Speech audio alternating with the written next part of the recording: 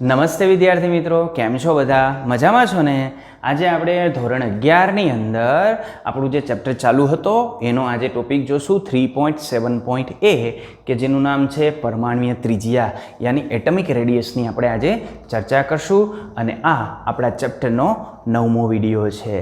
તો ચાલો આપણે પરમાણ્વીય ત્રિજ્યાની શુભ શરૂઆત કરીએ. આપણે પરમાણુની ત્રિજ્યાની વાત કરીએ તો સૌ પ્રથમ આપણે વાત કરી લઈએ વર્તુળની ત્રિજ્યા. વર્તુળની ત્રિજ્યા એટલે શું? તો આવું કોઈ વર્તુળ છે એ તો વર્તુળના કેન્દ્રથી અહીં સુધીનો જે ભાગ, અહીં સુધીનો ભાગ, એને આપણે શું કહીએ છીએ? વર્તુળની ત્રિજ્યા કહીએ છીએ. એવી રીતે માનો કે કોઈ સ્ફિયર હોય, ગોળો હોય, તો ગોળાના કેન્દ્રથી એની બહારની જે સપાટી છે ત્યાં સુધીનું આપણને જે અંતર મળે એને આપણે શું કહેશું? તો ગોળાની ત્રિજ્યા કહેશું. પણ આ જે પરમાણુ છે એ પરમાણુનો આકાર પણ કેવો છે? ગોળાકાર જ છે. એટલે પરમાણુ ગોળાકાર છે તો જેવી રીતે આપણે ગોળાની ત્રિજ્યા સમજીએ છીએ એવી જ રીતે આપણે પરમાણુની ત્રિજ્યા સમજી શકીએ. પણ પરમાણુની ત્રિજ્યામાં તકલીફ એ છે કે ગોળાની બહારની જે સપાટી હોય છે ને એ સ્થિર સપાટી હોય છે, ફિક્સ સપાટી હોય છે, સીમા સપાટી હોય છે. દાખલા તરીકે આ પરમાણુનું કેન્દ્ર છે અને આ પરમાણુના કેન્દ્રની આજુબાજુ જે વર્તુળાકાર પથની અંદર જે ઇલેક્ટ્રોન પરિભ્રમણ કરતો હોય ત્યાં એની કોન્ટૂર સપાટી આપણને મળે. કેવી સપાટી મળે? કોન્ટૂર. પરમાણ્વીય બંધારણની અંદર આપણે ભણી ગયા, ફિક્સ સપાટી નથી મળતી, આપણને આ પ્રકારની સપાટી મળશે. આમ મળે છે. બરાબર? તો આમાં આપણે ત્રિજ્યા ક્યાં સુધીની માપવાની ભાઈ? તો અહીં પરમાણુનું જે કેન્દ્ર છે એની આજુબાજુ આપણને જે ઇલેક્ટ્રોનનું વાદળ છે એ ઇલેક્ટ્રોનનું જે વાદળ છે એ વાદળની કોઈ સ્પષ્ટ સીમા સપાટી નથી હોતી. અને જો એની કોઈ સ્પષ્ટ સીમા સપાટી ન હોય તો પરમાણુનું કદ આપણે ચોક્કસ રીતે માપી શકતા નથી. તો અહીં પરમાણુનું કદ આપણે ચોક્કસ રીતે નહીં માપી શકીએ. તો આથી બીજા શબ્દોમાં આપણે કહીએ તો આવું કહી શકીએ કે વ્યક્તિગત પરમાણુનું કદ માપવું હોય તો એ કદ માપવા માટે આપણી પાસે કોઈ પ્રાયોગિક પદ્ધતિ નથી. તેમ છતાં જે સંયુક્ત અવસ્થા છે એટલે એની જે જોડાયેલી અવસ્થામાં પરમાણુ આપણને મળે છે એ પરમાણુ વચ્ચેનું જો આપણે અંતર માપી લઈએ તો એના પરથી પરમાણુ કદનો અંદાજ આપણે મેળવી શકીએ છીએ. ઓકે? આમ પરમાણ્વીય ત્રિજ્યા આપણે નક્કી નહીં કરી શકીએ, પણ જ્યારે એકબીજા સાથે જોડાયેલા હોય ત્યારે એમના બે કેન્દ્ર વચ્ચેનું અંતર જો આપણે માપી શકીએ તો એ કેન્દ્ર વચ્ચેના અંતરને અડધું કરવાથી આપણને એની પરમાણ્વીય ત્રિજ્યા મળી જશે. તો ચાલો સવિસ્તાર આપણે એની અંદર આગળ વધીએ. દાખલા તરીકે માનો કે હું Cl2 ની વાત કરું તો Cl2માં શું હોય? તો Cl2માં આમ બે Cl એકબીજા સાથે જોડાયેલા હોય. કેવી રીતે જોડાયેલા હોય? એની સંયોજકતા કક્ષકની ભાગીદારીથી. કારણ કે એમના વચ્ચે જે બંધ છે એ સહસંયોજક બંધ હોય. સહસંયોજક બંધ હોય એટલે કક્ષકોનું ઓવરલેપિંગ થયેલું હોય અને એમની ભાગીદારી થયેલી હોય. એટલે આપણે એમને દર્શાવવા હોય તો આપણે એને આ રીતે દર્શાવી શકીએ. આ એક Cl નો પરમાણુ, આ બીજો Cl નો પરમાણુ અને આ Cl નું કેન્દ્ર અને આ Cl નું કેન્દ્ર. બરાબર? હવે જુદી જુદી જો આ જે કેન્દ્ર છે એ કેન્દ્રની અંદર પ્રોટોન હશે એટલે કેન્દ્ર સાપેક્ષમાં જે છે એ કેન્દ્રની ઘનતા ખૂબ વધારે હશે. એટલે જો એક્સરે જેવી કોઈ સ્પેક્ટ્રોસ્કોપીનો આપણે ઉપયોગ કરીએ તો એ સ્પેક્ટ્રોસ્કોપીના ઉપયોગ દ્વારા આપણે આ બે કેન્દ્ર વચ્ચેનું અંતર માપી શકીએ. અને આ ક્લોરીનની અંદર જે બે કેન્દ્ર વચ્ચેનું અંતર આપણને મળ્યું એ 198 પાઇકોમીટર જેટલું પ્રાયોગિક રીતે આપણને મળે છે. તો જો એને આપણે અડધું કરી નાખીએ, આનું જે મૂલ્ય મળે છે એને આપણે અડધું કરી નાખીએ તો 198 એનું આપણે અડધું કરી નાખીએ તો આપણને મળશે 99 પાઇકોમીટર. તો આ 99 પાઇકોમીટરને ક્લોરીનની પરમાણ્વીય ત્રિજ્યા કહેવાય. પણ એમના વચ્ચે બંધ કયો છે? સહસંયોજક બંધ. એટલે આ જે ત્રિજ્યા છે એને આપણે સહસંયોજક ત્રિજ્યા કહેશું, કોવેલેન્ટ ત્રિજ્યા. ઓકે? તો આ રીતે ક્લોરીનની અંદર સહસંયોજક ત્રિજ્યા મળે.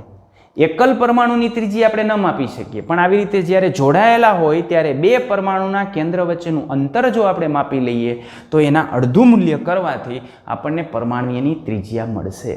પણ અહીં આપણે Cl2 પરમાણુ લીધો છે. Cl2 ની અંદર સહસંયોજક બંધ હોય. આ સહસંયોજક બંધની અંદર જે સંયોજકતા કક્ષા છે એ થોડીક ઓવરલેપિંગ થયેલી હોય અને એ ઓવરલેપિંગ થયેલી હોય એટલે આ ત્રિજ્યાને આપણે કહેશું સહસંયોજક ત્રિજ્યા, કોવેલેન્ટ રેડિયસ.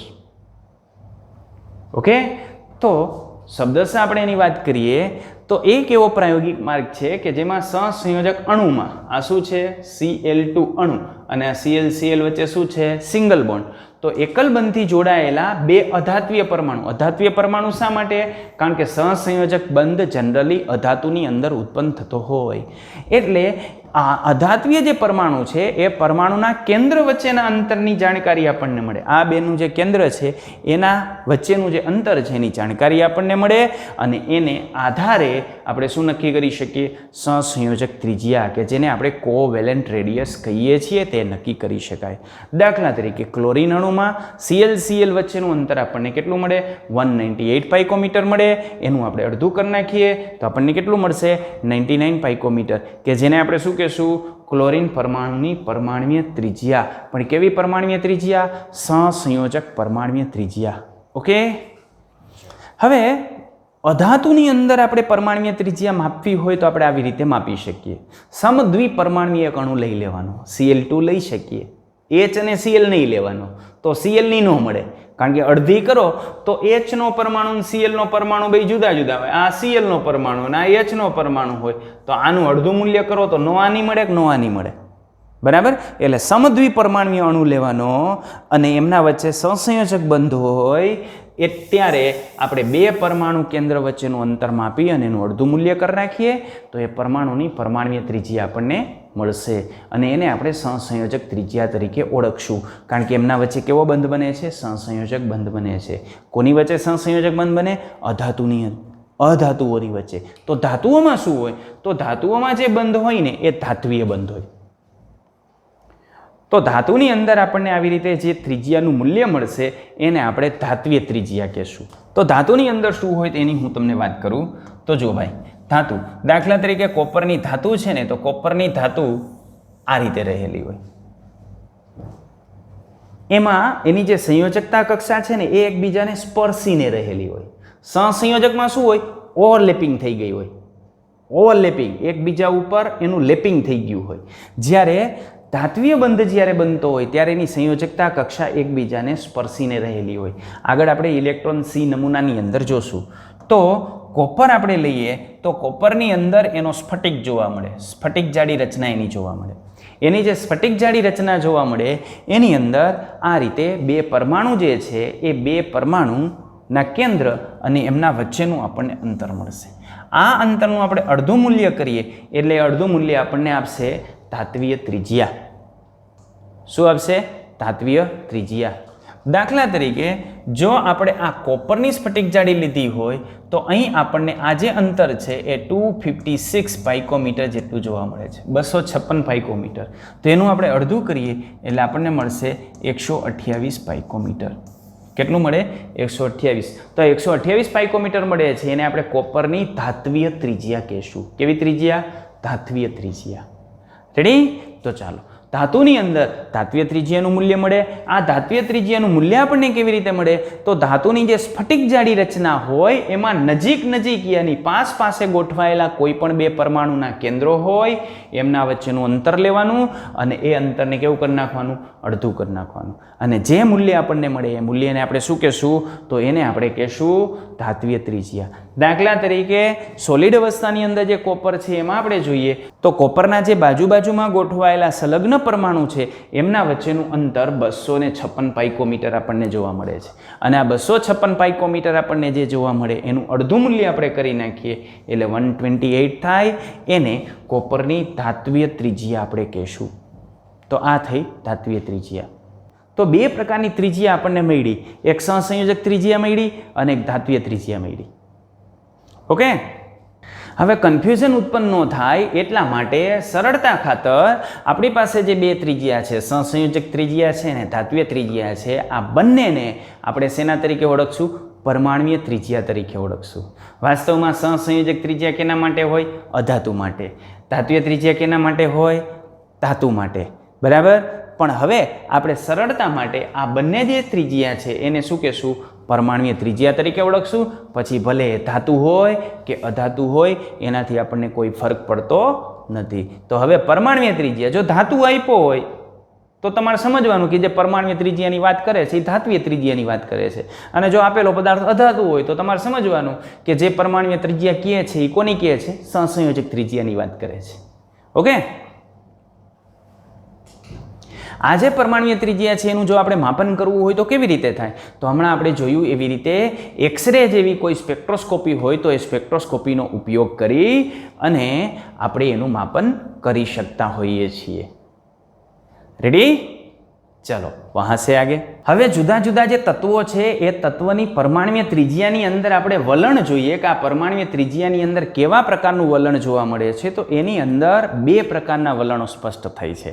એક વલણ હોય છે ઘટવાનું વલણ અને એક વલણ હોય છે વધવાનું વલણ. તો આ બે પ્રકારના જે વલણો છે એ વલણને આપણે એના કેન્દ્રીય વીજભાર અથવા તો જે શક્તિ સ્તર છે એના વડે આપણે સમજાવશું. ક્લિયર? આ બેમાંથી જે વધારે પ્રભાવી હોય, માનો કે શક્તિ સ્તર વધારે પ્રભાવી છે તો શક્તિ સ્તરને આધારે સમજૂતી આપશું, અને જો કેન્દ્રીય વીજભાર વધારે પ્રભાવી હશે તો એને આધારે સમજૂતી આપશું. ઓકે, બંને જો એક જ ફેક્ટરનું ફેવર કરતા હોય તો કોઈ પ્રશ્ન નથી, પણ બંને જ્યારે જુદું જુદું કહેશે, આ એમ કહેશે કે વધે અને આ એમ કહેશે ઘટે, તો આપણે વિચારશું કે વધશે કે ઘટશે, કોનું ચાલશે અહીંયા? તો જે વધારે પ્રભાવી હશે એનું ચાલશે. ઓકે, ચાલો જોઈએ. તો આવર્તની આપણે વાત કરીએ તો બીજા આવર્તની અંદર આપણે ડાબી બાજુથી જમણી બાજુ તરફ જઈએ તો આ પરમાણ્વીય કદમાં ઘટાડો જોવા મળે. આવર્તમાં ડાબી બાજુથી જમણી બાજુ તરફ જઈએ ને ત્યારે પરમાણ્વીય કદની અંદર ઘટાડો જોવા મળે. આ રીતનો આલેખ હોય. લિથિયમનું પરમાણ્વીય કદ અહીં આપણને જોવા મળશે. તો લિથિયમનું પરમાણ્વીય કદ તમે જુઓ, સૌથી વધારે આ લિથિયમનું પરમાણ્વીય કદ, બરાબર. પછી બેરિલિયમનું ઘટ્યું, બોરોનનું ઘટ્યું, પછી કાર્બનનું ઘટ્યું, નાઇટ્રોજનનું ઘટ્યું, ઓક્સિજનનું ઘટ્યું, ફ્લોરિનનું ઘટ્યું. પણ આ શરૂઆતમાં જો ઘટાડો કેટલો થયો, પછી આ ઘટાડો ધીમે ધીમે કેવો થતો જાય છે? ઓછો થતો જાય છે. પણ એક આવર્તની અંદર ઘટે તો છે જ, બરાબર. શા માટે ઘટે છે તો આપણે એની વાત કરીએ. ચાલો સમજો. દાખલા તરીકે હું બે પરમાણુ ગણું છું. આ એક લિથિયમનો પરમાણુ હું લઈ લઉં, તો આ પરમાણુનું કેન્દ્ર છે લિથિયમનું અને આ પરમાણુનું કેન્દ્ર છે ફ્લોરિનનું. રેડી? આ પરમાણુના કેન્દ્રની આસપાસ બીજી કક્ષા છે, આ પણ પરમાણુ કેન્દ્રની આસપાસની. ક્લિયર? આ કેનો પરમાણુ છે? તો આ હું લિથિયમનો દોરું છું. આ કેનો દોરું છું? ફ્લોરિનનો દોરું છું. રેડી? પહેલી કક્ષામાં કેટલા ઇલેક્ટ્રોન હશે? તો બંનેની પહેલી કક્ષાની અંદર 2 ઇલેક્ટ્રોન હશે. આની પહેલી કક્ષામાં પણ કેટલા ઇલેક્ટ્રોન હશે? 2 ઇલેક્ટ્રોન હશે. રેડી? હવે આનું જે કેન્દ્ર છે એ કેન્દ્રની અંદર ધનવીજભાર કેટલો હશે? તો આનું જે કેન્દ્ર છે એ કેન્દ્રની અંદર આપણને ધનવીજભાર જોવા મળશે. લિથિયમ છે એટલે 3 પ્રોટોન હશે કે જે આ સંયોજકતા કક્ષાની અંદર જે ઇલેક્ટ્રોન છે એને પોતાની તરફ આકર્ષતો હશે. તો આ સંયોજકતા કક્ષાના ઇલેક્ટ્રોનને પોતાની તરફ આકર્ષે છે એવા 3 પ્રોટોન છે. જ્યારે આ જે ફ્લોરિનનું કેન્દ્ર છે એમાં પ્રોટોનની સંખ્યા 9 છે અને આ 9 પ્રોટોન સંયોજકતા કક્ષાના જે ઇલેક્ટ્રોન છે એને પોતાની તરફ આકર્ષે છે. તો અહીંયા કેન્દ્રીય વીજભાર 3 છે, અહીંયા કેન્દ્રીય વીજભાર 9 છે. કક્ષા કઈ છે બંનેમાં? બીજી. તો આકર્ષણ ક્યાં વધારે લાગતું હશે? તો આકર્ષણ વધારે આની અંદર લાગતું હશે. એટલે ધીમે ધીમે ધીમે ધીમે ધીમે ધીમે ધીમે આ જે ફ્લોરિનની કક્ષક છે એ ફ્લોરિનની કક્ષકનું શું થાય? સંકોચન થાય અને ફ્લોરિનની કક્ષક અહીં નજીક આવી જાય. તો શક્તિ સ્તર જો, શક્તિ સ્તર બંનેમાં બીજું છે, આમાં શક્તિ સ્તર બીજું છે અને આમાં પણ શક્તિ સ્તર બીજું છે. તો અહીંયા એક આવર્તમાં આપણે ડાબી બાજુથી જમણી બાજુ તરફ જઈએ છીએ ત્યારે કમ્પેરિઝન કોની કરીએ છીએ? કેન્દ્રીય વીજભારની. ઓકે, તો આને આધારે આપણે કહી શકીએ એક આવર્તમાં ડાબી બાજુથી જમણી બાજુ તરફ જતા પરમાણુના કેન્દ્રમાં પ્રોટોનની સંખ્યા વધે છે, યાની અસરકારક કેન્દ્રીય ધનવીજભાર વધે છે. જ્યારે દાખલ થનારો ઇલેક્ટ્રોન તો બીજી કક્ષકમાં જ દાખલ થશે. બરાબર? કક્ષાનો ક્રમાંક બદલાવાનો નથી, શક્તિ સ્તર બદલાવાનું નથી, શક્તિ સ્તર તો એ જ રહેશે. પણ કેન્દ્રની અંદર ધનવીજભારિત પ્રોટોનની સંખ્યા વધે છે એટલે સંયોજકતા કક્ષકના ઇલેક્ટ્રોન ઉપર કેન્દ્રગામી જે આકર્ષણ છે એ વધારે લાગે અને આ કેન્દ્રગામી આકર્ષણ વધારે લાગે એટલે કક્ષકોનું સંકોચન થાય. માટે એક આવર્તમાં ડાબી બાજુથી જમણી બાજુ તરફ જતા એની જે પરમાણ્વીય ત્રિજ્યા છે એમાં શું જોવા મળે? ઘટાડો જોવા મળે. દાખલા તરીકે આ લિથિયમની પરમાણ્વીય ત્રિજ્યા આપણને આપી છે 152 પાઇકોમીટર. અહીં બેરિલિયમની 111 પાઇકોમીટર. બોરોનની ઘટી 77 ઘટી, 74 ઘટી, 66 ઓક્સિજનની ઘટી અને ફ્લોરિનની 64 ઘટી. તો જેમ આપણે આવર્તમાં ડાબી બાજુથી જમણી બાજુ તરફ જઈએ યાની લિથિયમથી ફ્લોરિન તરફ જઈએ એમ પરમાણ્વીય ત્રિજ્યાની અંદર શું જોવા મળે? આપણને ઘટાડો જોવા મળે. શા માટે ઘટાડો જોવા મળે? કયું ફેક્ટર ઇફેક્ટ કરશે અહીં? કયું? કેન્દ્રીય વીજભાર. ઓકે, તો કારણ કે કેન્દ્રીય વીજભાર વધે છે એટલે ઘટાડો જોવા મળે છે. એક વસ્તુ આપણે ધ્યાનમાં રાખશું, અહીં જો ભાઈ શરૂઆતમાં કેટલો ઘટાડો થયો? આ 152 હતું, આ કેટલું થઈ ગયું? 111. તો 41 પાઇકોમીટરનો ઘટાડો થયો. અને પછી અહીંયા જો ઘટાડો કેટલો થયો? 66 માંથી 64, 2 નો. અહીંયા 74 માંથી 66, 8 નો. રેડી? તો શરૂઆતમાં ઘટાડો ખૂબ વધારે હોય છે અને જેમ આપણે આવર્તમાં ડાબી બાજુથી જમણી બાજુ તરફ જઈએ એમ ઘટાડો ઘટતો જાય. ઓકે, એવું જ આ ત્રીજા આવર્તની અંદર આપણે વાત કરીએ તો sodium, magnesium, aluminium, silicon, phosphorus, sulphur અને ક્લોરિન, આની 186, 160 યાની 26નો ઘટાડો થયો. ત્યાંથી 143 યાની 17નો ઘટાડો થયો. 143 માંથી 117, 110, 104 and 99. છેલ્લે ઘટાડો થઈ ગયો 5નો. ઓકે, તો આવું દરેક જગ્યાએ જોવા મળશે. એમાં સૌથી વધારે ક્યાં જોવા મળે? આમાં. રેડી? બીજા આવર્તની અંદર આ ત્રિજ્યાનો જે ફેરફાર છે એ સૌથી વધારે આપણને જોવા મળશે. ક્લિયર આટલી વસ્તુ? ઓકે, તો આ શું હતું? એક આવર્તમાં. શબ્દશઃ આપણે જઈએ તો આમ કહી શકીએ. આમ થવાનું કારણ શું છે? તો એ કારણ છે આવર્તમાં રહેલા તત્વની બાહ્યતમ ઇલેક્ટ્રોન એક જ સંયોજકતા કોષમાં રહેલા હોય. સંયોજકતા કોષ બદલાતો નથી, પરંતુ જેમ પરમાણ્વીય ક્રમાંક વધે છે એમ એની સાથે સાથે એનો જે કેન્દ્રીય વીજભાર છે એ કેન્દ્રીય વીજભાર વધે છે અને એના પરિણામે બાહ્યતમ કક્ષાના ઇલેક્ટ્રોનનું કેન્દ્ર તરફ આકર્ષણ વધતું જાય અને જો કેન્દ્ર તરફ આકર્ષણ વધતું જાય તો પરમાણ્વીય ત્રિજ્યા ઘટતી જાય. ઓકે, ચલો સમૂહમાં આપણે જોઈએ તો સમૂહમાં શું થાય? સમૂહ એટલે શું? તો ઊભા જે સ્તંભ છે એને આપણે સમૂહ કહીએ છીએ. તો આ સમૂહની અંદર આવર્ત કોષ્ટકમાં એક જ સમૂહમાં આપણે જો ઉપરથી નીચે તરફ જઈએ તો શું થાય? તો એની પરમાણ્વીય ત્રિજ્યાની અંદર વધારો થાય. જેમ પરમાણ્વીય ક્રમાંક વધતો જાય એમ પરમાણ્વીય ક્રમાંકના વધારાની સાથે પરમાણ્વીય ત્રિજ્યા એની વધશે. કેવી રીતે? આવી રીતે. જો આ એક સમૂહ છે, આ લિથિયમ. લિથિયમ કરતાં સોડિયમની વધારે, સોડિયમ કરતાં પોટેશિયમની વધારે, પોટેશિયમ કરતાં રૂબિડિયમની વધારે, રૂબિડિયમ કરતાં સીઝિયમનું વધારે. ક્લિયર? પણ અહીંયા પણ તમે જોઈ શકો છો કે શરૂઆતમાં જે વધારો છે એ વધારે છે અને પછી જેમ આપણે આગળ જઈએ એમ એ વધારો ઘટતો જાય છે. આ કેની વાત કરી આપણે? તો આ આલ્કલી ધાતુ તત્વની ફર્સ્ટ એની પહેલા સમૂહની વાત છે. જ્યારે હેલોજનની આપણે વાત કરીએ તો ફ્લોરિનની, ફ્લોરિન કરતાં ક્લોરિનનો વૈધો, ક્લોરિન કરતાં બ્રોમિનનો વૈધો અને બ્રોમિન કરતાં આયોડિનનો વૈધો. બરાબર? એટલે સિક્વન્સ જ રહે છે. ક્લિયર?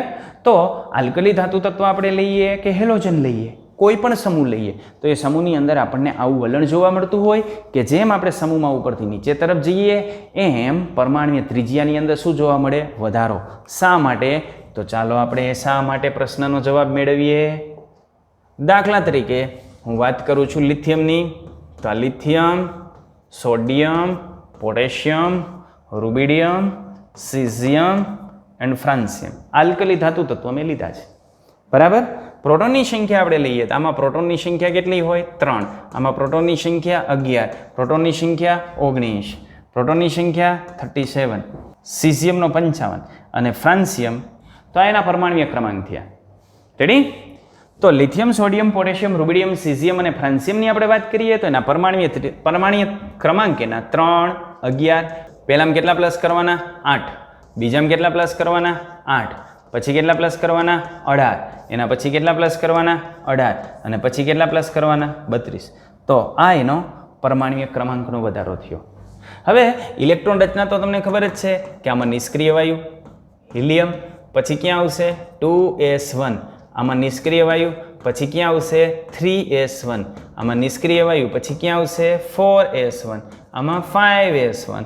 આમાં 6s1 અને આમાં 7s1. તો જુઓ, એક સમૂહમાં આપણે જેમ ઉપરથી નીચે તરફ જઈએ ને એમ બે પરિસ્થિતિ જોવા મળે છે. એમાં એક પરિસ્થિતિ તો એનું જે શક્તિ સ્તર છે ને શક્તિ સ્તર બદલાતું જાય છે. આમાં શક્તિ સ્તર બીજું હતું, આમાં ત્રીજું થયું, આમાં ચોથું થયું. જેમ શક્તિ સ્તર બદલાય તો શક્તિ સ્તર બદલાવાને લઈને શું થાય તો શક્તિ સ્તર બદલાશે એટલે કેન્દ્રથી એનું અંતર વધશે.